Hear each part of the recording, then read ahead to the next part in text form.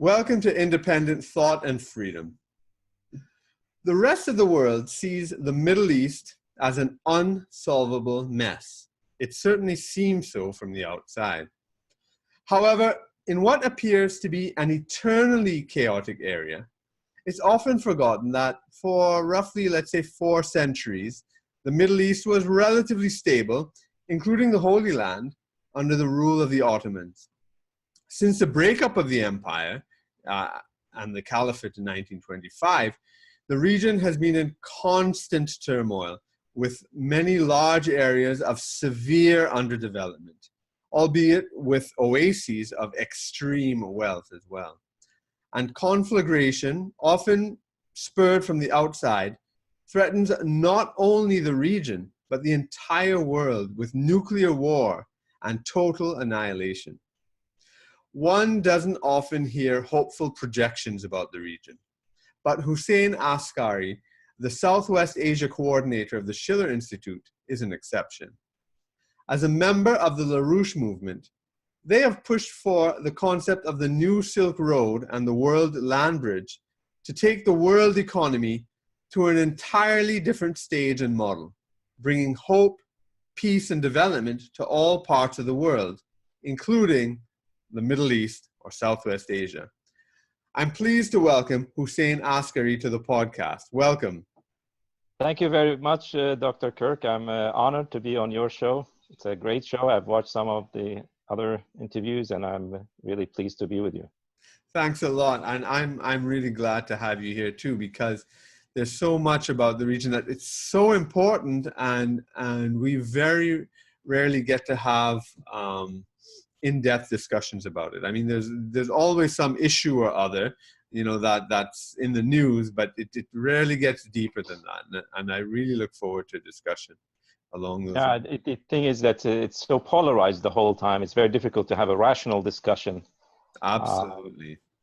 Because you have to take sides, you have to. But we in the LaRouche movement have taken a different side, right? Which is, that of how to create hope in the middle of the worst tragedies. Yeah, I mean, and even the name that you choose to, or the region that you choose for the region, Southwest Asia, indicates this change of perspective. So why do you use Southwest Asia when everybody else talks about the Middle East? Yeah, well, I'm the Southwest Asia coordinator for the Schiller Institute, and I chose that term, and I instructed my colleagues also that we use that name. It's the official name, actually, or West Asia. But if you include Afghanistan, it becomes some sort of Southwest Asia. Afghanistan is no man's land. It's not part of the Indian continent. It's not part of Central Asia. The term Middle East is a false term. It was created by the British East India Company. Right. In the middle of the 19th century, because the British Empire's properties around the world, they needed to have a geographical nomination. So you have the Near East, the Middle East, and the Far East. This is from the perspective of London. This is how you see the world. And therefore they use these terms, and they made everybody, and that's one big problem with the British Empire. They are masters of cultural warfare. They made everybody in the world, even people in India or China, they call it the Middle East, while it's on the west of there. That's correct. But for a Chinese, the East is the Americas, and the Middle East, in that sense, will be Hawaii.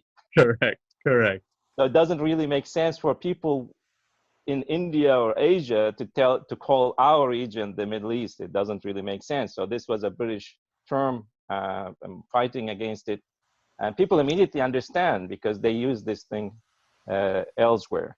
Yeah. So that has to change in a sense, and the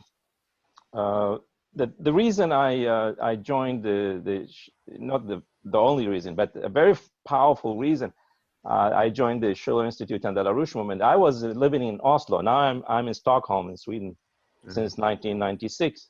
But before that, from 92, I came as a refugee from Iraq to Norway after the Gulf War. Right. Or second, whatever you call it. There are many Gulf Wars. But That's right. we call it the Kuwait War, after Iraq invaded Kuwait, and then Iraq army was driven out of Now, Kuwait. could I just ask you to clarify that? When you say we, do you mean Iraqis or do you mean specifically Kurdish people? Yeah, well, I'm Iraqi. I'm not Kurdish Okay, by you're birth. not Kurdish. No, my family come from southern Iraq, from a city called a village in Al-Nasiriyah, near Ur, the old Sumerian ancient city Ur. It's very nearby where my parents were born. But I was born in Baghdad when my father and mother moved there. But then I was raised in the north of Iraq, in the Kurdish region in Sulaymaniyah. From 5 years on until I joined university, I was back in Baghdad. So when people ask me, where in Iraq are you from? I say, I'm from all Iraq, from the south, from the center, and from the north. And I'm bilingual, both Kurdish and Arabic. So, and then in 1991, after the Kuwait War, the Gulf War, my family and I had to flee Sulaymaniyah. There was a mass exodus. The Iraqi army was advancing after an uprising against the Iraqi government in the Kurdish region. And then people told us that the Iraqi army will use chemical weapons. You have to flee. The politicians came and, convinced everyone to flee. So 1.5 million people were, after 6 days and nights, we walked to Iran. How old were you at the time? I was 22 years old. Okay, so a young adult, I guess, out of university. And we were lucky because all my sisters and brothers and my parents were relatively young. We're not too young and not too old. So we managed to walk 6 days and nights across the mountains in rain and very cold weather, no food, until we made it to the border, to inside Iran, where we then stayed in tents for several months. Then I worked, my sister and I, she's a biologist. We worked with international healthcare organizations, the Red Cross, the Doctors Without Borders in the Iranian refugee camps. And then after that, I managed to get a special permission or asylum in Norway in '92. So when I was in Norway, you remember the Oslo Agreement, because Palestinian negotiations were going on secretly in Oslo. And then when it was made public, the Oslo Agreement was called the Oslo Agreement between the Israelis and Arabs. It was signed in Oslo, where Yasser Arafat, Peres, and Rabin came there. I was living in Oslo, and by '94, I had managed to learn Norwegian, and I was working as an interpreter. I even interpreted for a Palestinian children delegation who came with Arafat to celebrate 1 year of the Oslo Agreement. Wow. And then the Schiller Institute suddenly came. I was going to the university to study, improve my language skills. And I saw a sign which says, don't make Arafat another Gorbachev. Economic development is the basis for peace. And I thought this is a very strange thing. But I got interested. So I went to the meeting. And then the people of the Schiller Institute said, look, this peace process will not work unless you start with economic development. If you start with trying to solve ancient problems between Jews and Muslims and Arabs and Christians and who will take what and this border, piece of border, that piece of border, this village, that village, you will never reach peace. Start with building trust among the peoples of the region by building infrastructure, industrial parks, agriculture, solve the water crisis, and get people to realize that peace is good for them. It's good for their children and future generations. V.S. Naipaul had said something similar about saying, people just don't get together to get together. They get together to do something, something together. And that's exactly what you're saying. Exactly. And then I got immediately, I was fascinated by that perspective, because usually, and now even in the West, they say the reason you have war and poverty and famine and epidemics in Africa and in many parts of the world is because of dictatorship. Yeah. If you have democracy, then you have everything solves itself. And then we got the regime change policies. That's not correct. I'm one of the I was against Saddam Hussein, okay? My family, many members of my family were put in prison. My brother was pulled down from he was to be hanged. Yeah. In Baghdad. Amnesty came in the last day and he survived. I have a brother who was killed. Is that because your family was Shia? No, not like that, because, we were in opposition to the. Okay. Yeah, I just realized we're the same age. So Yeah. Okay. I remember I had a friend in university. He was Iraqi, and I was at the University of Toronto. And in 1990, we went away for work placement in different developing countries. And then when we came back, and so while I was away, the Iraq War, the New World Order one, the first one they call, came about, and I was very much against it and so forth. And when we met again in our final year at university, coming back from our placements, I said, wow, because he was a very radical person, and I expected him to also be very much against this kind of imperial action in Iraq and everything. He said, no, actually, he was for it because he did not like Saddam, and he explained the whole thing. And it was really shocking for me at the time because I was seeing the world so simplistically, and not the complexities that exist in the region, in every country, but certainly the Middle East. Yeah, no, I mean, I was against the invasion of Iraq in 2003. Many Iraqis were shocked that I was, openly. I went to demonstrations. I wrote articles. I mean, I had interviews with Mr. LaRouche. I was the editor for the Arabic website of the LaRouche movement. Right. So because if you understand history, and the way I learned history from Mr. LaRouche and the LaRouche movement, you have to figure out the causes, what causes things to happen. Yeah. Not on the surface of things. So if you don't like Saddam Hussein, doesn't mean you have automatically to go to war or support a war against Saddam. It was not a war against Saddam Hussein. Tony Blair said it very early when he became prime minister. He said the time of the Westphalian peace is over. Yeah. That nations are sovereign and independent, and nations should not interfere in other nations' affairs. He said openly attacked the idea of the Peace of Westphalia, which ended the 30 years religious wars in Europe. It's a great achievement. Many of the items in the Westphalian peace became part of the UN Charter, especially on the question of sovereignty and independence of nations. Mm-hmm. So, and Tony Blair, he ran the whole show. Yeah, and they had the responsibility to protect doctrine.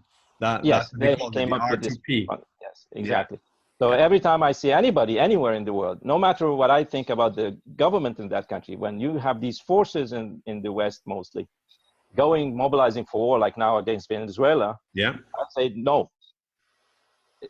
It's nobody's right to decide for the Venezuelan people what kind of government they should have. Even if it's a bad government, that's none of our business. Yeah, yeah. And they on the other hand, the people who run these regime change, they are not good people. That's right. You got to find out. So people were coming to me, Iraqis, and say, like, Hussein, Saddam Hussein put your family in prison. Your other brother was killed. How can you be against this? I said, look, it's not about Saddam Hussein. This is about a new world order. They will destroy Iraq, and this is exactly what happened. They destroyed the whole Iraqi state structure.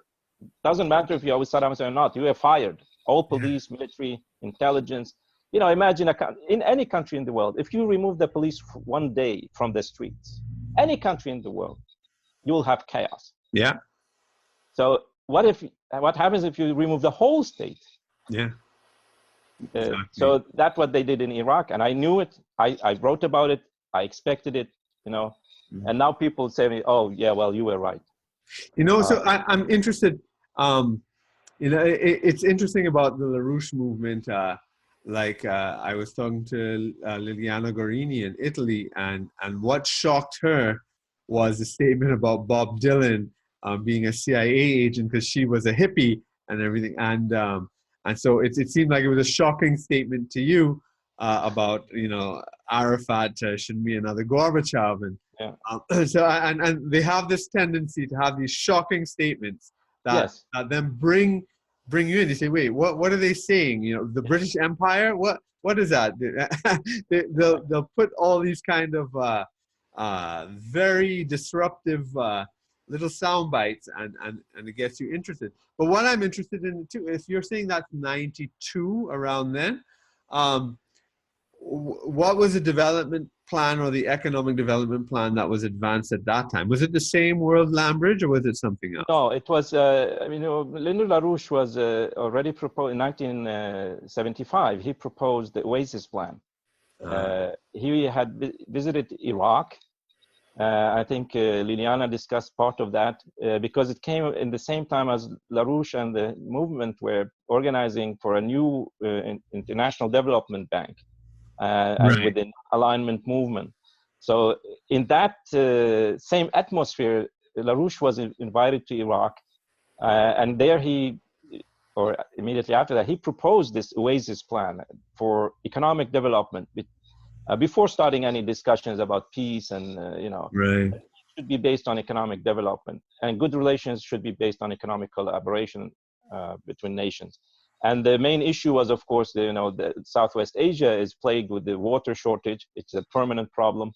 It's not a new problem, but it's accelerating.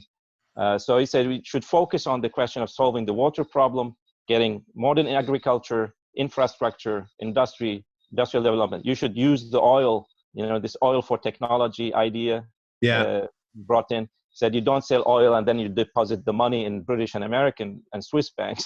You should exchange the oil for technology, and you can become industrial nations. The whole idea, which LaRouche brought again into Abu Dhabi in 2002, when he spoke there at the Zeiss Center, he said, you should have nuclear power. It's stupid to burn oil and gas because oil and gas are very highly valuable industrial material. Right. All plastics in the world. Yeah. One barrel of oil for $100 or $50, if you turn it into plastics and paint and other synthetic material, you get not $50, you get $500. Right. Each barrel of oil. So LaRouche said you should build nuclear power and use the oil and gas for petrochemical industries. Right. So that's the way for these nations to go forward. Unfortunately, a lot of that didn't happen. So that was what fascinated me in the thinking. And then I started studying LaRouche. You see what you said, that the LaRouche movement, they give you these sound bites. It's based on a scientific method because LaRouche said you don't make any discovery if you don't bring down the latex of axioms. Yeah.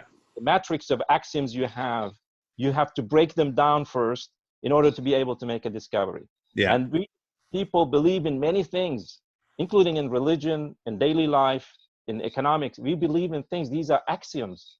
These are not, carved in stone laws or anything. That's right.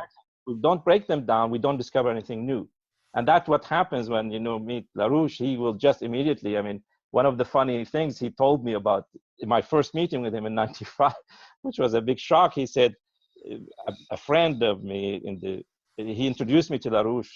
He was out of prison, actually. He came to Europe, and there was my first conference going to Europe. And he said, this is Hussein. This is Mr. LaRouche. Hussein is very good in Islamic philosophy. And I wasn't. I could just speak a little bit about these things. I didn't know much about Iraqi history or Islam until that point. I come from a religious family. I know many things, but at that level of thinking that LaRouche required of understanding religion is different. So he said, look, Islam is a synthetic religion. That was my first shock. And then he said, and God does not speak Arabic. So I said, what? Because Muslims believe that the Quran is the word of God. And then, that is the holy divine language. So I had to go back and study Islamic philosophy. I said, what this man is talking about, So, you have thinkers of like Ibn Sina and Al-Kindi and other, like especially Ibn Sina. He's known as a physician in the Muslim world because they don't want to talk about his philosophy. Because his philosophical works are shocking for many Muslims because he says revelation, he believes in God, he believes in the ideas of Prophet Muhammad. But he says revelation is not a passive receiving of the word of God, but it's an active ascending through mental process to receive the word of God. But God does not speak in words. Right. God speaks to our minds in different languages, in our languages. But it's not the language of God the creator, because God, as Muslims say, and Kuzano says, God is the none other. God is not like anything else. Doesn't speak, doesn't doesn't have eyes or ears, as the Quran says, like the idolaters do. They have these statues of their gods. And Muhammad said, look, God is not like this. God doesn't have ears or tongue or ears or, or eyes, but God is all-knowing. Right. Almighty. So in that sense, Larouche shocked me, but I learned something which I didn't know before. I just believed in. Right. Now I know it. Yeah. In a sense. So there's difference between knowing something and believing, or somebody told you it is like this. Yeah, So, yeah. I mean that's economics. Sorry, that's such an important shift. The way I mean, because although the LaRouche movement, it's focused so much on material prosperity, economic development, it's really, as I've said before in other interviews with people in the LaRouche movement, that's really just the first stage, because it's really about the fulfillment of human potential, and we need to have our material needs met first, and the abundance that is really built into creation, and to realize it, and then we can get see to the higher human potentialities. Right. And this comes down also to economics. I mean, I was fortunate to work with I focused my first years to translate Mr. LaRouche's economics books, the basic economics book. It's called So You Wish to Learn about Arabic, about economics. But I translated it to Arabic. It's available in our Arabic website for free. Many people, students around the world, are very happy to be able to read it. But then I realized, this is not only about material things. Physical economics is about culture, about philosophy, but all these things as one unity. Yes. They're not divided into different departments, department of art, department of physics, department of philosophy, department of language. LaRouche, in his method, he put all these things together, which is the way great scientists' minds worked before. I mean, I said I was not only a physician, he was a musician, he was a philosopher, he was a religion expert, he was doing all kinds of experiments in astronomy, Leibniz. Yeah.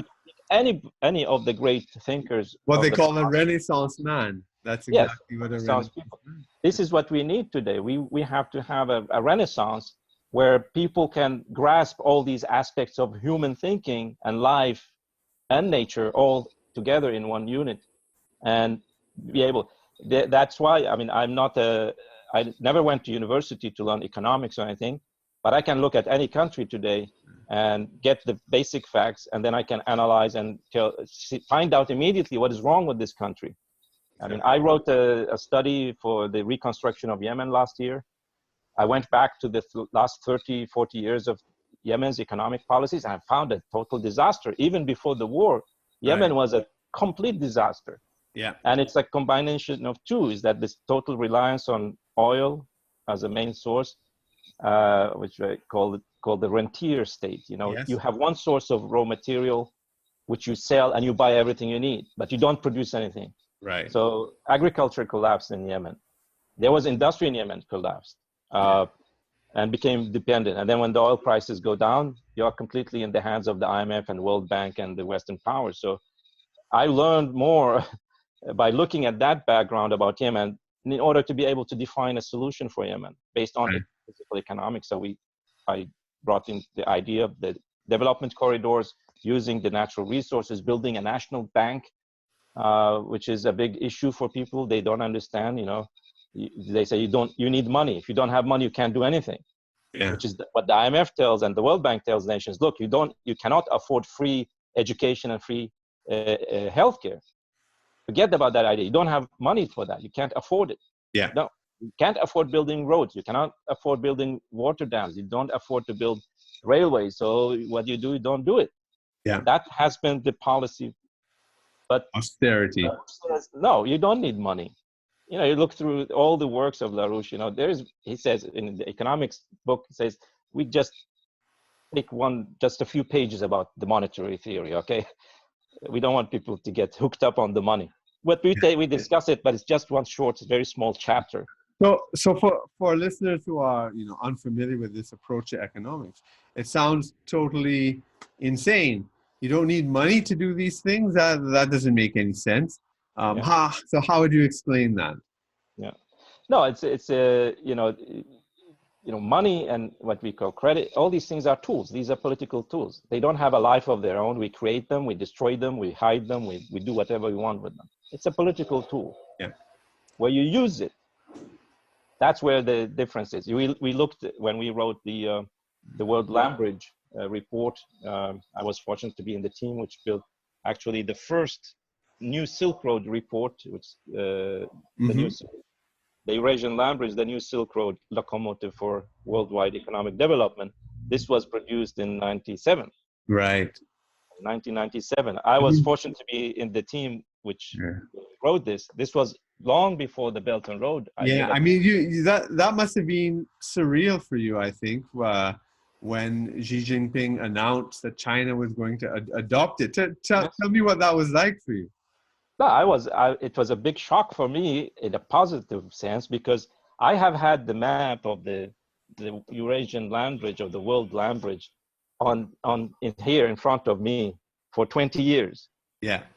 And I have a map of Southwest Asia. I have drawn with my hand where railways, canals, roads will go from one country to the other, from Asia to Europe. The map is just in front of me here. Yeah. And you see, with my pen, I drew these things. Even when we wrote, there wasn't much internet and IT technology. So we sat down, the authors of the report, and I was using a pen to draw things. You're mentioning that the roads and railway.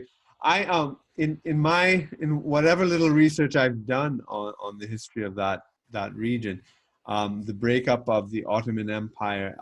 The way I understand World War I is that's almost the motivation. It was actually to destroy empires, the Austrian, the Russian, and the Ottoman, and that at that time the Ottoman Empire was looking to modernize, just like the way Japan and Germany was doing, on the American model, which is on the Hamiltonian model and not the British free trade model.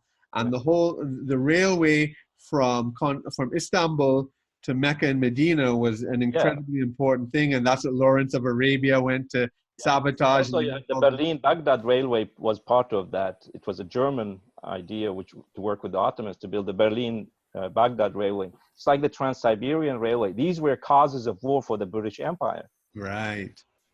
Because suddenly you have a land-based nations working together away from the maritime control of the British Empire. Because that's exactly what the Columbus and the Gama discoveries did. It destroyed the old Silk Road and destroyed that ancient economy. And so, yes, that's very interesting, because people always say they don't know why World War I happened. It's some weird thing that we can never explain. To me, it seems very clear why. And the British always wanted to destroy nations who were looking, even, primitive, like the Ottomans were a primitive military empire, okay? But the moment they went to become progressive, they were destroyed. Don't forget, the British helped the Ottomans in the Crimean War in 1852. They were allies.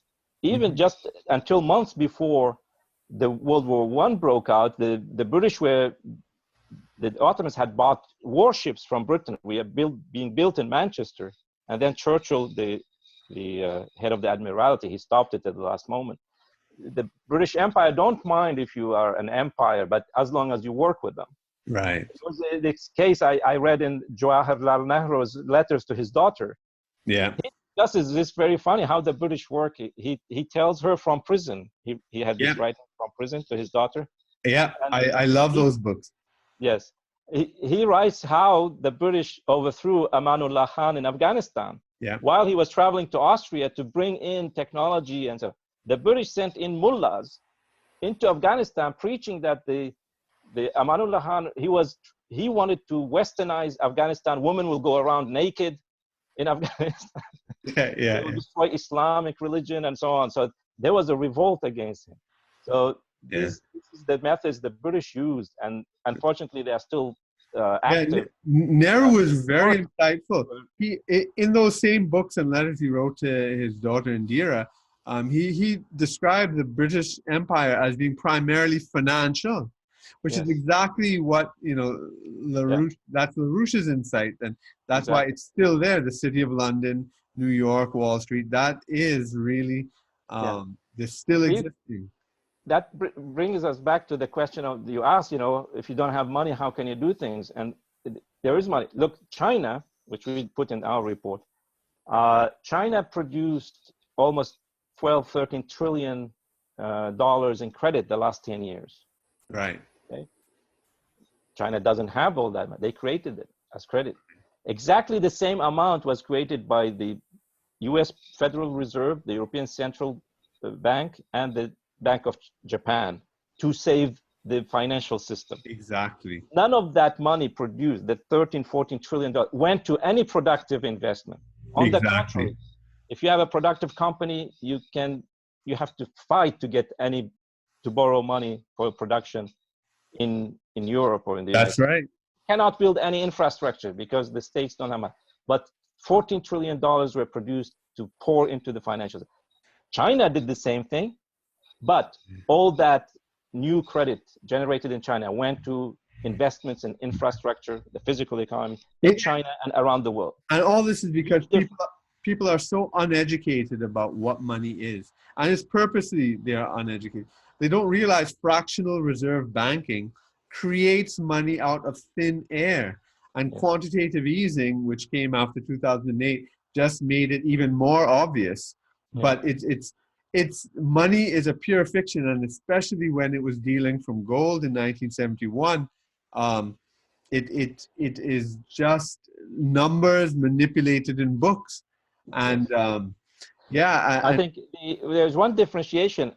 I'm all for creating money out of thin air. Every nation have the right to create money out of thin air. Okay? Yeah, right. That's part of the a principle of a nation. But where do you use that? That's the big question. Exactly. So the IMF, the World Bank, the City of London, Wall Street, they want to take away that right from nations to produce credit. Yeah. So that's what's frustrating them about China.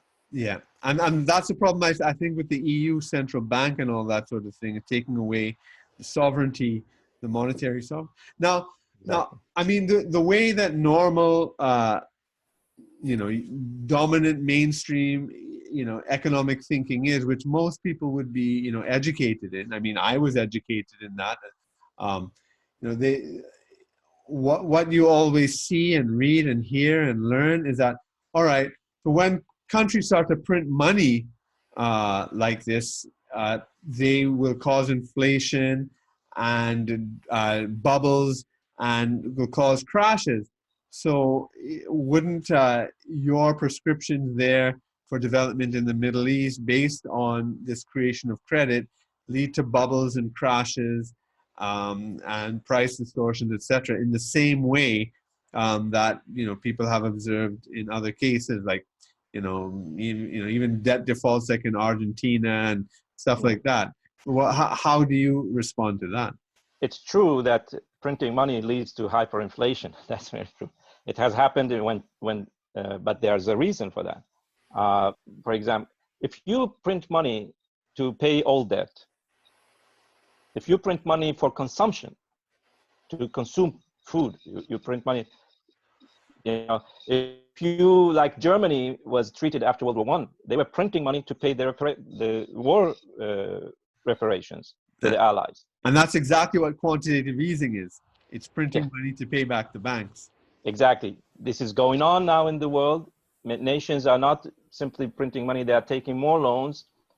As all the cases which I looked at where people attack China for creating debt traps for nations, I looked at Sri Lanka, I looked at Pakistan, I looked at Ethiopia.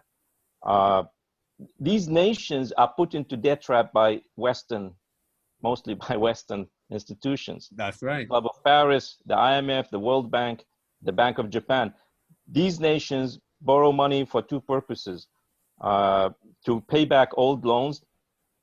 Mm-hmm. And like Pakistan, they were negotiating with the IMF a new aid package, or a new what they call financial assistance. Yes, right. Budgetary support, which is paying wages. Yeah, it's like LaRouche was saying, if Kissinger invites you for dinner, don't go. He's going to eat you. IMF tells you, I'm going to help you, don't go there. Because Pakistan was getting loans for two reasons, because they had a huge deficit in electricity, which shut down most of the industries they had depended on to get foreign currency, like the textile, the automobile industry. So they were borrowing money to buy gas from Qatar and other countries. They were borrowing money from commercial banks, including British banks, to just produce electricity for the people, while they have tons of coal, billions of tons of coal in the country. Then and that created a huge deficit every year, a deficit of $14 billion at least just for import of energy, which is burned out. It's not produced, it's not used in producing anything, just produce electricity for the people. So you don't have a revolt every week. Yeah. And then they borrow money to refinance old loans. So the debt increases, but, and then one of the conditions the IMF said, they had to take away 200 billion rupees in 2000. The last time they had a package from the IMF, the government were forced to remove 200 billion rupees from infrastructure development projects in Pakistan, because they were told you can't afford to have that. If you want our money, you can't spend money on infrastructure. Exactly. So what you do, you end up in a vicious cycle, a spiral downwards, where your physical economy is depleted day after day, and then your debt increases. Then you have to sell your country. If you don't have resources to sell, you have to sell services, like being on the British-American warpath, which Imran Khan said, this has been our plague. We have been fighting this war on terrorism for the Americans and the British, but what did we gain? We have a drugs epidemic in Pakistan. We have terrorism in Pakistan. We have poverty in Pakistan. And Imran Khan said, we have to change that. So we go and continue working with China. So China is lending money. This is the same thing with printing money. Well, okay, China is lending money to Pakistan. Where does that money go? These loans go to infrastructure projects and electricity projects, which will enable Pakistan to re-industrialize again and become a productive nation. They can get hard currency from export. They can increase their dependency on the outside borrowing, and then they can easily repay all the debt they have. Gradually. I mean, 90% of Pakistan's debt is to international institutions, not to China. The same thing with Sri Lanka, same thing with Ethiopia. Now, let me ask you about, bringing stability and development and peace to that whole Southwest Asia region.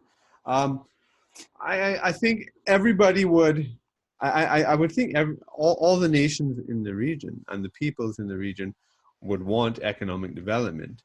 But what is it?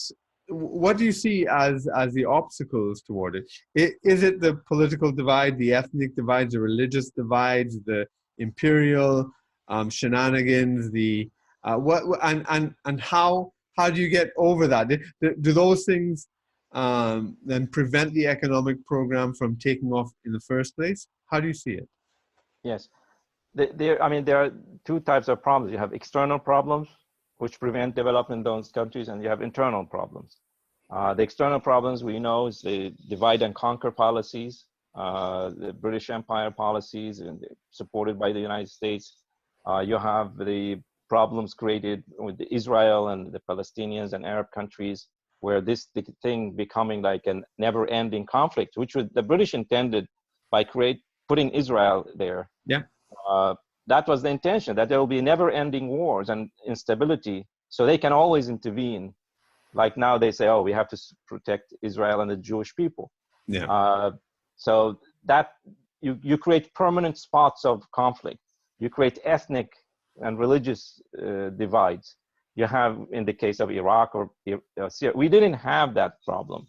Shia, Sunni, this was a creation of the Bush-Cheney administration and working with the British. I mean, Cheney, he went to Saudi Arabia after the Iraq invasion, and he said, we have to stop the Shia crescent. Yeah. Now the Hezbollah, Lebanon, Syria, Iran, Iraq is a Shia crescent. We need to have a Sunni front. Yeah. And they created that front, and then the Saudis, you know, through the Wahhabi tactics and what is left from Al-Qaeda, the whole Al-Qaeda and Islamic jihadist thing was a British creation from the beginning, all the way back to before, you know, after World War I. Because the British wanted to replace the nationalist movements which were emerging for independence from the empire with religious. So they create a counterpole to the nationalists. And after World War II, they said all the nationalists are communist, godless, God denying communists, and then they use the Islamic movements to destabilize all the progressive governments like Jamal Abdel Nasser. They created the Muslim Brotherhood out of nothing. That the Muslim Brotherhood was a British creation and then was backed by the CIA since the 1950s. This is a known secret. So they created these divides, and then you have this whole Shia-Sunni thing coming up. The whole Afghan war, Mujahideen, now it's an open secret. You know, everybody knows the CIA and MI6 with the help from Saudi Arabia, the Arab Emirates, they funneled all these things. So this is the external factor. And then, of course, you have the geopolitical divide, you know, that the United States and Russia, Germany and China and India will never work together.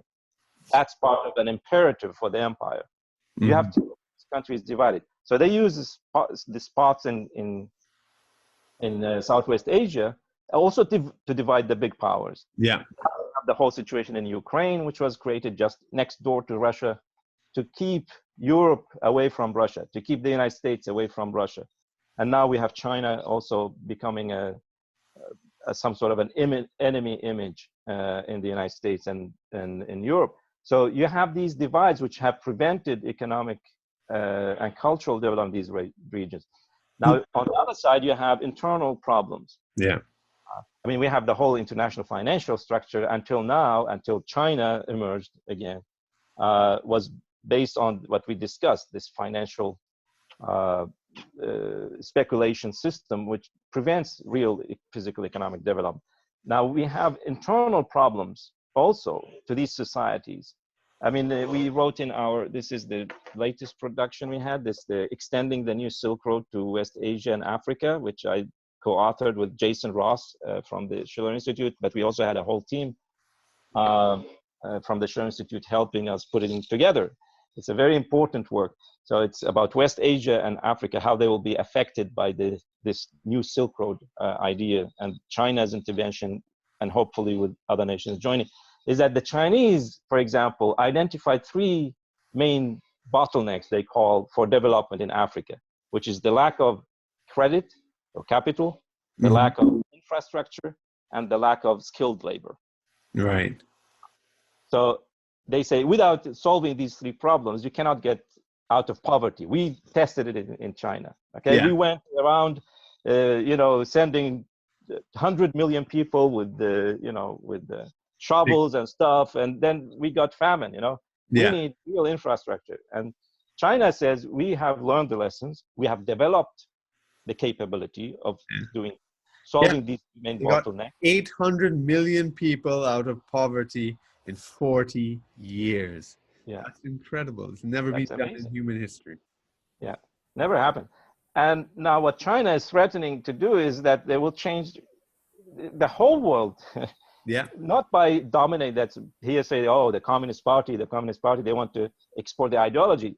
The Chinese are very, very clear. We don't want to export our. We don't want you to imitate our political system. We want you to learn from our lessons, but we want to have a win-win cooperation relationship.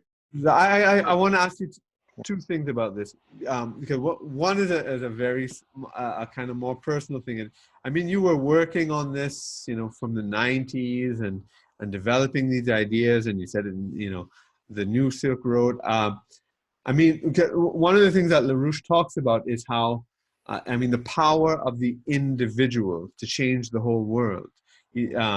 That the individual mind is the most important thing, and the power of ideas. And you know, so you could be working in the vineyard and people laughing at you and ridiculing you and saying you're crazy or a dreamer. But this always has moved the world forward. And sometimes ideas don't take place even until after a person dies. Books like, Moby Dick by Herman Melville, it was a failure while he was alive, but it's, I'm an American classic after he died. And, whether it be culture, whether it be economics and all these things. So, so it really is a profound illustration of that point that you guys were working on this in the vineyard. By yourself, these were totally new ideas. And then China adopted it. Were you part of that process of how that happened? Because that's a major step forward in getting your vision into reality, isn't it? Yeah, no, I think, LaRouche and our movement and Mrs. Helga LaRouche personally built a massive amount of credibility on a global scale. Yeah. Because since the 90s, the Schiller Institute was out with books, with hundreds of conferences, seminars. Mrs. LaRouche was herself in Beijing in 1996 when the Chinese government under President Jiang Zemin announced that the new Silk Road is our new strategy. Yeah. So already the idea was born there, but China was still developing. Yeah. And there wasn't this the environment internationally was not ripe for that. So the Chinese systematically worked on that. We have been involved in discussions. The big irony is that the whole Eurasian land bridge idea, LaRouche's suggestion is that it will start from the West and go eastward. The productive triangle, which LaRouche developed after the Berlin Wall collapsed, is that you need a Marshall Plan for Eastern Germany, East Europe, and then work with Russia and all the way to China. That the center of the greatest concentration of industrial technology between Paris, Berlin, and Vienna, and Western Europe, you should use that to develop the whole continent, the whole Eurasian continent. Yeah. So the irony is that it didn't come from the West for reasons we have already discussed. It came from the East. That reminds me of Marx. Marx's whole idea of communism was that it would come from the advanced countries and then it would reach the backward countries like Russia and so forth later. In fact, it was the total opposite. In the meantime, we were active working with Russia, with Russian academicians, science academy, with politicians. You have Sergei Glaziev, an economic advisor to the president of Russia. LaRouche was invited to the Russian Duma, the parliament, to speak there. Was invited many, many times to the Russian Science Academy, which has a central position in Russian policies. So all these things were visible for the Chinese government. The Chinese themselves are humble. They say, look, you guys started this thing. You know more about this than the majority of Chinese people or economists or politicians. We need you to tell us more about, about how this thing is going to change the world. That's amazing. So the credibility which was built by LaRouche and Helga and the Schiller Institute was massive. Globally, it's undermined because of the media blockade and stupidity of the elites in the West and the United States, and the whole operation which was run against Mr. LaRouche. That's why we have this international campaign to exonerate Lyndon LaRouche from the accusations he was falsely. Yeah, because that's a way to discredit the ideas. They discredit the man. Yeah, so every time you want to discuss LaRouche and LaRouche's ideas, somebody say, he's a crackpot, he was a felon, he was in prison, you are extremist, you are this, you are that. So if we don't exonerate Lyndon LaRouche, the impact is not, LaRouche's name and soul is much, much, much beyond all these things. LaRouche always said, my imprisonment is a badge of honor I carry with me to my grave.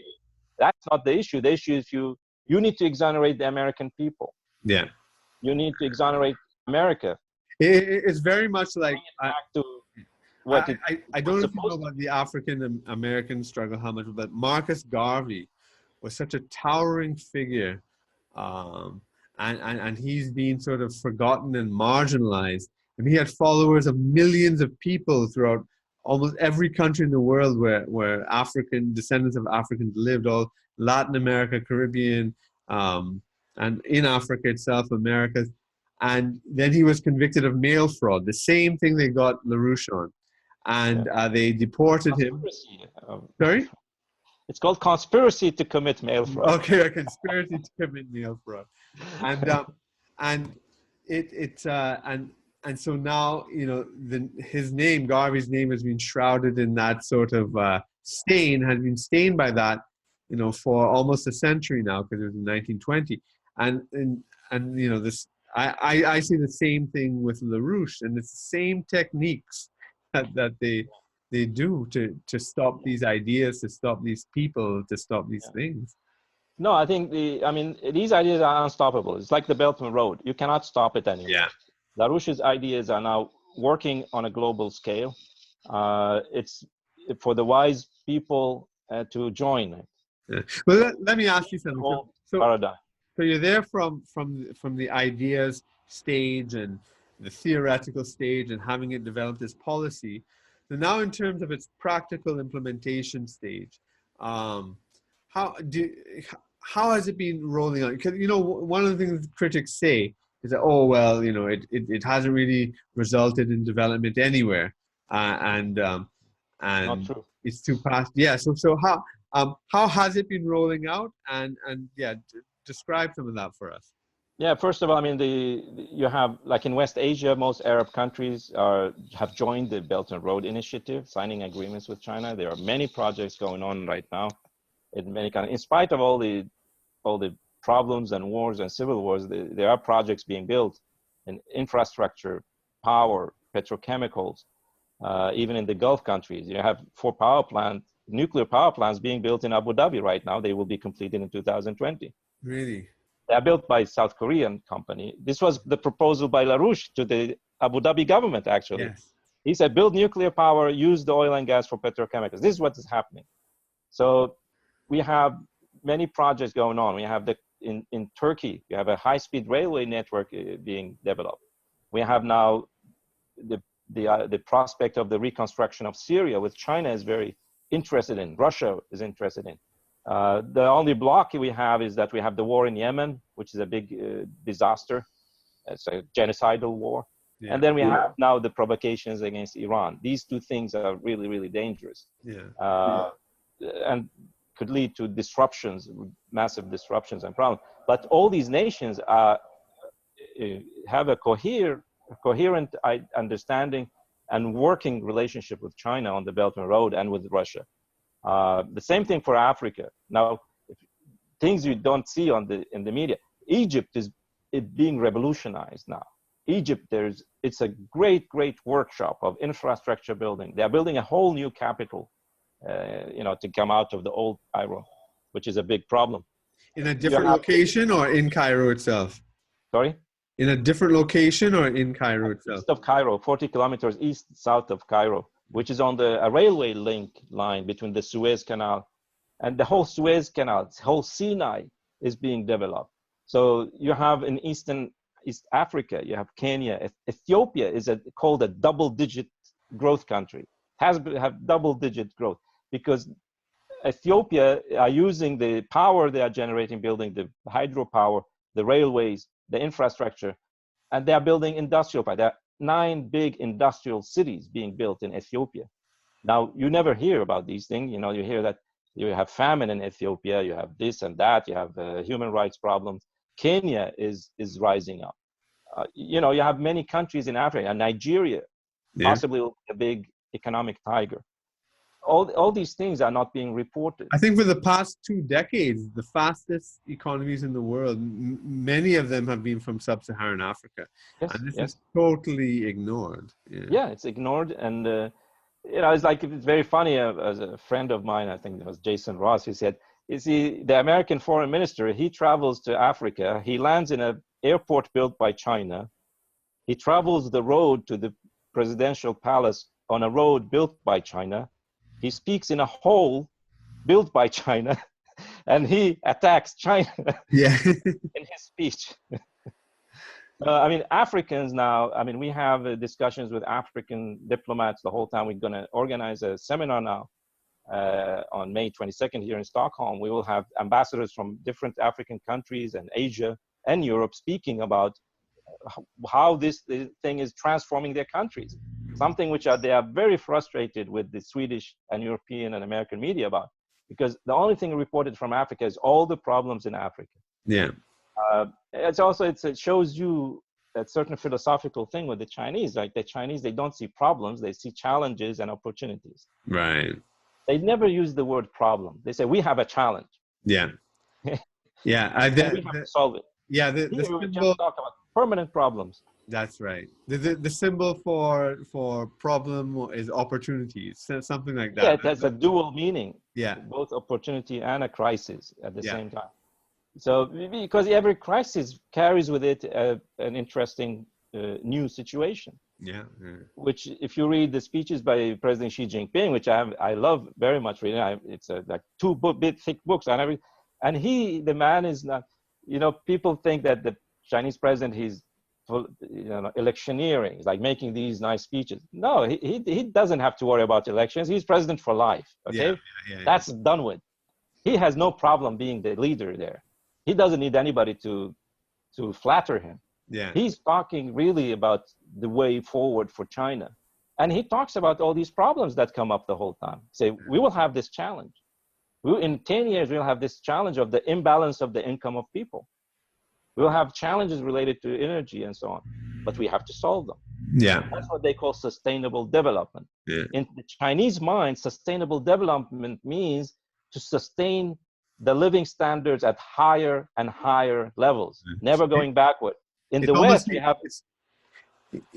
have this idea of balance. You have to stay somewhere. Yeah. No, you can't stay anywhere, because as soon as you stop economic development, you are going backward. Yeah. That's happening with our infrastructure here in the United States. You have attrition. You can't stop. You just go forward, but you go forward with new technologies. You go forward with new ideas. Yeah. Because otherwise, so one of the big frustrations here in the West, we see it in think tanks, politicians we talk to, is that you sense that what they hate most about what China is doing is that it's spoiling the Africans, giving Africans the illusion that they also can become industrial nations. Exactly. Yeah, exactly. And then Henry Kissinger's National Security Study Memorandum 200 becomes obsolete, because that where you have the problem starting, say, if you have population growth in Africa or in Asia, and then you have to have economic growth and technological development to sustain those people, then these nations will use the natural resources they have in there, which we need. So threat to our security. Exactly. Would you say at this point, the African situation is a bit further advanced and a bit more, progressed, I suppose, than say West Asia? That right now there's still the threats with Yemen, with Iran, Syria, and I suppose even Israel too, with the changes going on there, Golan Heights and moving of the capital and whatnot, inflaming things. Would you say that those things are perhaps keeping back the West Asian part of the Belt and Road Initiative from achieving the progress that we have been seeing in Africa? Yes, that's correct. That's a very, very, very important point. You see, the African Union is a much stronger entity than what we have in the Arab League, for example, where nations are divided depending on which big power they work with. The Africans have one identity in a sense. Although they are different nations, but they do have this very strong African identity. And one other problem they resolved is that they now realize that continuing to work with the IMF, World Bank, the EU, all these old methods and ways of doing things have been proven to be destructive. There was suspicion against China in the past decade.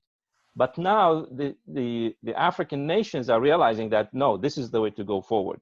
I usually use this example. Last year in September, in the beginning of September, you had the Forum on China-Africa Cooperation, the FOCAC, meeting in Beijing.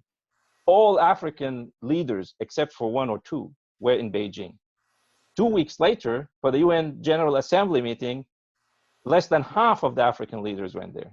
Yeah. And like the president of Uganda said, we go to the West and they keep lecturing us about human rights and democracy, Yeah. and they do nothing for us. Yeah. So the African nations realize that working with China and the BRICS countries, that this is the way forward. The idea of industrialization is correct. Africa can industrialize. They just need the tools. And this is what the Chinese president said in 2013 at the same summit in South Africa, Johannesburg. He said, it's perfectly possible for Africa to industrialize exactly as we did. You have the natural and human resources, but you need certain tools. Yeah. And these tools are the infrastructure, the skilled labor, technology, and the capital. We can provide that, no problem. And that helps also China to create wealthier partners. Yeah, it's like this fight between Roosevelt and Churchill is very important for people to understand. This was Roosevelt's idea because he traveled to Africa during World War II. And then his son documents this very beautifully in his book, As He Know It, it's called, As He Saw It, sorry. And the fight between Roosevelt and Churchill was that, you know, after the war, Roosevelt said, we don't want the British Empire and the British Empire methods. Africa will develop the way we develop. You suck the blood of Africans and you get what? Pennies. But if you develop Africa by building water systems, sanitation, transport, you will gain much, much, much more from these countries than sucking their blood, like you, the British, do. This is what China is doing. Look, China is too reliant on the United States and Europe for export. And you see what happens when the United States decides suddenly to stop these. You get a big shock. In 2008, they got a similar shock when the United States and Western economies, and generally the global economy, almost collapsed. The Chinese were totally dependent on exporting all these kinds of goods, actually low-grade goods, you know, consumer goods to the whole world. Now China says we need new markets, but we need wealthier markets. So instead of exporting clothing and shoes to Africa, which pollutes our cities and it's very low value, we will export the factories that produce the clothing and shoes for Africans. So Africans will produce their own shoes and clothing. They will produce their own food, but with our machines. Right. So this is a completely different level. It's like Germany. Exactly. So that's the, and I'm very optimistic, you know, in spite of everything. You know, LaRouche always said, you know, the future determines the present. Yeah. Because if you think the future is dark, if you don't have no vision for the future, you are completely paralyzed today in face of all the problems you have. And this is something which kept me strong. When I saw my country, Iraq, being destroyed, I saw the neighboring country, Syria, I love very much, destroyed. I see Yemen, my friends there, being destroyed. So Iran is being surrounded. You know, Russia is being attacked. You know, we have prospects for World War III were open. But in the middle of all this, we in the Schiller Institute kept our eyes on the future, our vision, LaRouche's vision. And that gives you strength. And also, if you have a vision, your way of working today will change. Yeah. The way you solve problems today, your way you work today changes. And LaRouche is correct. The future changes the present. Absolutely. Opposite. So this is very important for people that, you know, it's about Africa, you know, if you have to look at the stars to get your strength, not at the mud you are standing in. Because if you just keep looking at the mud you are standing in, you are finished, you are depressed, you are not creative. You have to always look at the stars. That's where you get your inspiration from. Yeah, wow. Yeah, that's extremely important. And I know we have to be wrapping up soon, but there's so many things I'd like to learn more. But if we were to sum up, in terms of your message, because you know you write a lot, you speak a lot, what would you say your main message to the world is that you want to share? I think we have to look at every human being, every person, every one of us. We have to look at every other human being as not simply a sacred being, but also as a creative being. We have to look at other cultures as also equal to us, but also as creative. When you look at the other this way, something inside you changes. The way you think, the way you work also changes. And this is what is lacking in the world today. We have all this tension because people don't consider the other side or the other human being equally creative or worthy of being, respected and helped. So this applies also to nations today. Nations see each other as rivals. Competition. This was the thing which came with globalization. Competition. You have to be competitive. You don't need to compete, Right. by undermining the others. Everybody can work at a higher and higher speed and being creative. So we should take away these negative ways of looking at things. We should think more positively. We should think about solving problems in a positive way rather than in a negative way. And it's difficult to not emphasize it more, the work of LaRouche and the LaRouche movement. And it's an enormous treasure that people have really to open up and discover, because it applies to every nation in the world. Although we have different cultures, LaRouche comes from a Western Christian, he's American, but the things he says are universal in a sense. Yeah. The ideas we have are universal. So many of these things, we don't need to reinvent the wheel. Many of these ideas, as I said about the Peace of Westphalia, they are in the United Nations Charter. Respect of sovereignty, respect of independence of other nations and other cultures. And as Helge says, we have to discover what is the best in the others. And then we can, project that into our own, to discover what is the best with our culture, what is the best with our history, and bring that up. And then we can have a dialogue at a completely different level with the others, that where our greatest philosophers and artists will talk to the greatest philosophers and artists and scientists of the other nation. That's the level of dialogue we need among nations. It's just not to just avoid conflict. We need to have a dialogue of civilization. We need a dialogue of civilization to promote civilization by bringing the best each nation has produced and put it on the table for everyone. Absolutely. You've had an amazing personal journey from being a refugee during the Iraq War and then participating in creating these ideas which are actually reshaping the world. That's incredible, I think. And you described all the things that kept you strong.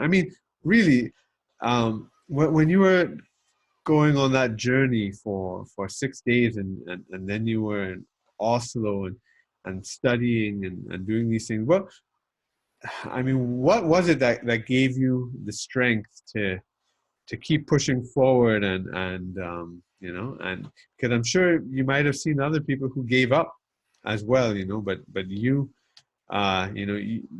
you had something pushing you forward. What was that? Well, I saw many people give up both physically and mentally along the journey. It's quite a tragedy. Now, I was always had this internal urge to learn more. I studied the translation, English, Arabic translation. And we studied a lot of literature at the time, Shakespeare and other great classics. And I was always hungry to learn things. But the shock of the 1991 Gulf War gave me is that I said, look, I see the problems we have are not Iraqi problems. This is not because of Saddam Hussein. This is not about the Iraqis themselves. We are partly guilty of things happen to us, but there's something much, much bigger going on in the world, which resulted in this disaster we have. So I need to go out and learn. I was completely clear on that. I will not stay in Iraq. I will go in the outside world and discover why all these things happen. It was not in my mind how these things can be changed because I was in a depressed state. Yeah.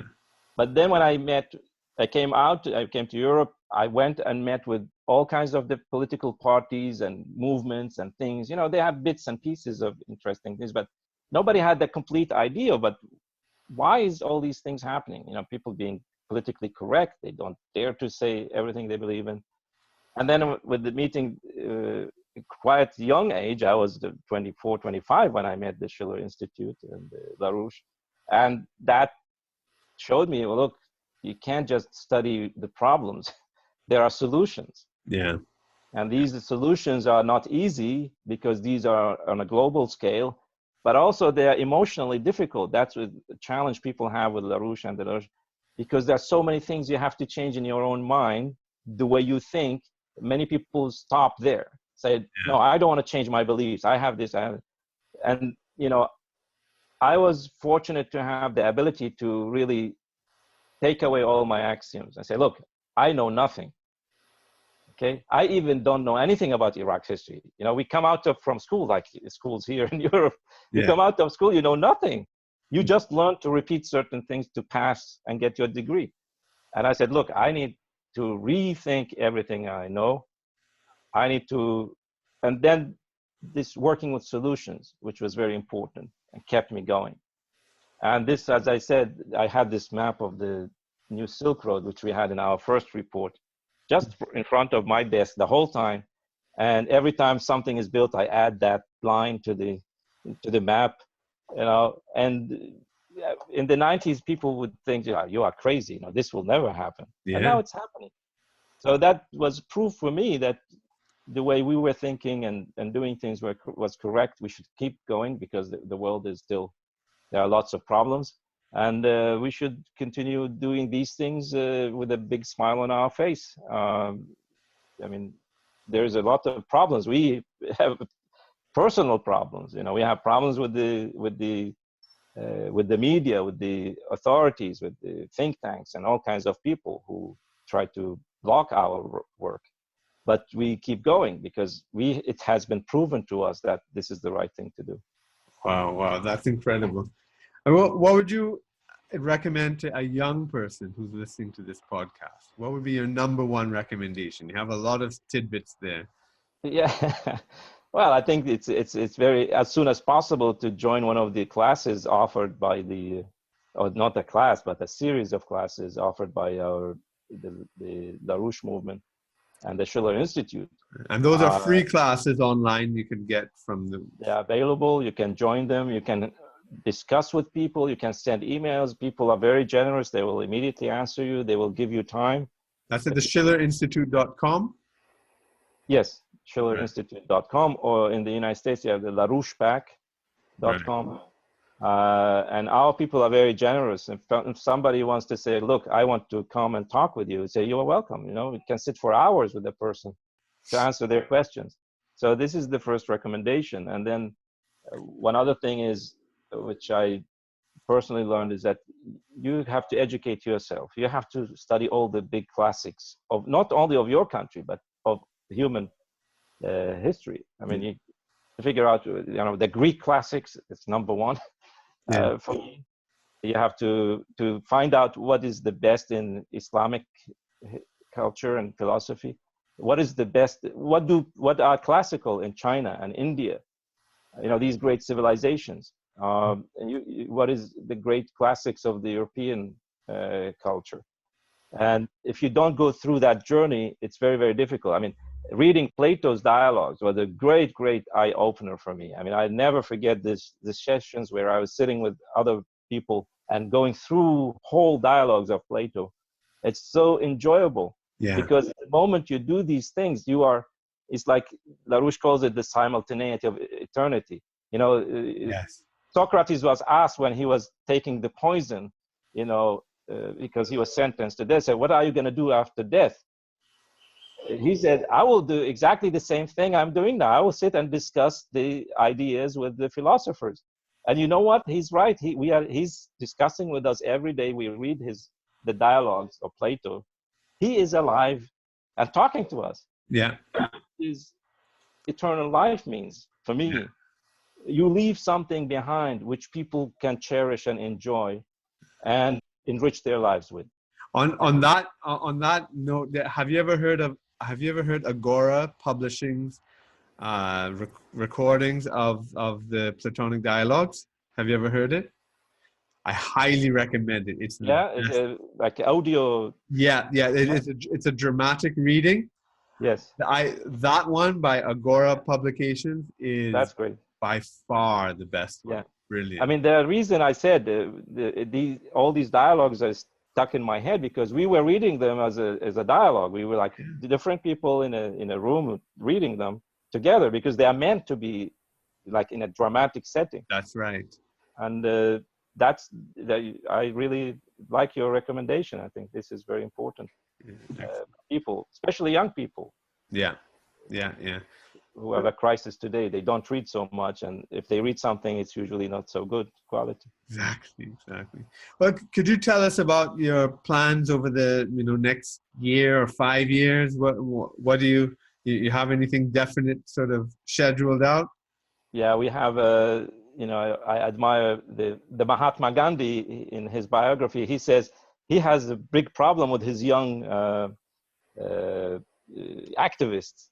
I forgot the name for the activists at the time. There's an Indian or Hindi term for that. I don't remember. He says they are always like, even Jawaharlal Nehru was such a guy. He said they look for short-term, quick victories. It's like, stones in the river. They don't see the other side, the long journey, the long fight. They want small victories. And every time they fail in one victory, they get frustrated and they drop out. Yeah. And they get angry because they lose sight of the long term. So, I mean, we do have a long term, but we have a lot of small fights we have to accomplish. I mean, I continue my work with the Schiller Institute. We have activities the whole time, but there are certain things that I love to do more, and I find that people appreciate them. It's like maybe write a book or two. Progress of the Belt and Road or the New Silk Road, but also I would be very happy to write on the cultural aspect of the Silk Road. Yeah. I mean, I have written and made the presentations on how the old Silk Road was a vehicle for technology and cultural exchange. Yeah. Which is very important. I wrote a review of a book, a fascinating book. It's called Paper Before Print, how the Chinese invention of paper production revolutionized the spreading of knowledge in the whole Islamic world from the 8th to the 15th century. And then it was transferred. This is a huge area where people have not yet explored. They think the Silk Road was a trade route, silk, spices. What about books, the most valuable commodity? Yeah, and you're right. I think you were going to finish it off that in the Islamic world, then that directly influenced Martin Luther and the whole Protestant Reformation, because printing Bibles for everybody to read became possible. And that came from the idea of people reading the Quran, and then and that's Chinese paper printing. Yeah. And that's, I mean, without paper, the Islamic Renaissance would have been a bit impossible somehow, or would have been delayed, because there were printing shops all over the Arab and Islamic world. You had book markets in Baghdad, in Basra, in Kufa, in Mosul, in Damascus. It was like we have book fairs today. There's like even more at the time. Yeah. And that spread knowledge, and the translation from the Greek and Chinese and Hindi literature. All these things were such a fascinating thing happening for 4th centuries. You have all available knowledge in the world translated and printed and spread on a global scale. It's like, internet today. But that was even bigger at the time. Comparatively. Yeah, I mean, religions went across, inventions, technologies, all sorts of things. It was like a non-imperialist form of world economy. And that's really what is being revived again, away from the imperial maritime economy, back to the old non-imperial thing. So that's great. No, I mean, that period is not really known very well for people, because people divide it. So you have the Islamic Empire, and then you only study the Islamic Empire, or you have the Chinese Empire. But what did happen between these two giants? They were just next to each other. That's right. Are you aware of the work of Andre Gundefrank?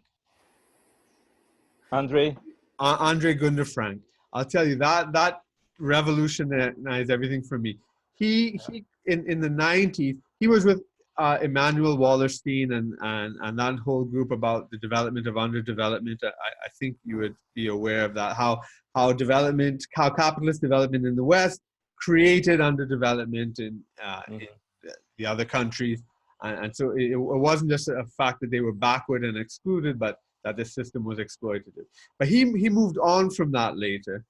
And then he discovered that the world economy that exists today has a 5,000-year history, and that the archaeological evidence, the trade evidence, all these things show that the exact same economy we are in had its genesis in Mesopotamia, the Indus Valley, and Egypt first, and then it expanded gradually, bringing in China, and then centers would move over time. But it's the same process of accumulation and whatnot. And he showed how things like how an economic boom in China affected Rome, and when Roman financial crisis happened, it affected Persia, and that globalization is not new. In other words, that no, the world might have been much smaller before. Exactly. Because people could travel freely, actually, without visa, without much things. That's I mean, there are things you discover from poems and songs. We have in Arabic, for example, this Antara bin Shaddad. He's a very famous poem and a great knight. And in one of his poems, he said, this is from the 6th century, just before Islam. And in one of his, to his beloved, he says, I remembered you in the battlefield as the swords of India were drinking of my blood. Yes. It was not like an Indian army came to fight, but Indian swords, I mean, India and Sri Lanka were producing the best steel in the 6th century. That's right. It was a big export to the Arabian Peninsula and East Africa. Yeah. So, you figure out from a poem. Yeah, that's right. There was this huge exchange between India. You wouldn't imagine that. Yeah, I know. It's amazing to see all these things, from ink to paper to canvas to ships to all sorts of things. People think that that a vibrant world economy is a modern thing, but that's because we're so uneducated about the past. Yeah. This is one of the things I want to work on, actually, if I have time. Yeah. Because it'd be fascinating both to travel to these areas and discover more and talk with the experts there. Yeah. Because many things are blocked by prejudice, by political difference, and therefore people don't, like a scholar cannot freely describe another country or another culture without taking into account the political situation.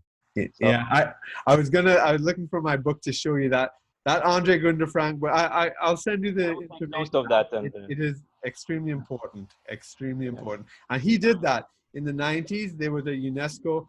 They traveled along the old Silk Road physically, and him and a group of other economists, and it was sponsored by UNESCO, and they started to look at all these things, Taxilia, in Afghanistan and in Central Asia, and those old, extremely important points that fell into disuse after the Columbus and the Gamma maritime system came about.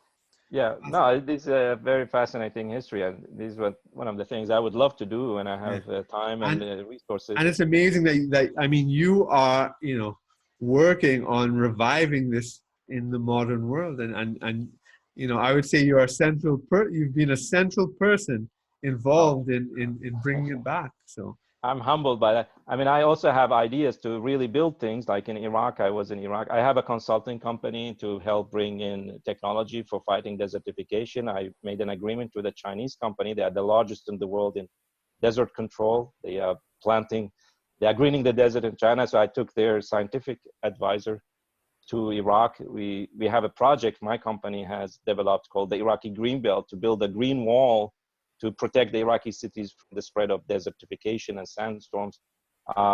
These are big issues, but I really want to also be on the ground and help build some of that these projects. Because we do have the knowledge. I mean, our members in the Schiller Institute, we talk to engineers and scientists and all kinds of people, and we have acquired through the years enormous knowledge. We don't have a certificate from a university, but we can actually do a lot of things with people who are professional. Yeah. Well, actually, you know, Robert Kiyosaki, who is someone who I actually like quite a bit, he says that he had this saying that in school, the A students end up working for the C students, and the B students end up working for government. So the people who are very qualified, they end up working for the people without the degrees. Yeah, exactly. Yeah.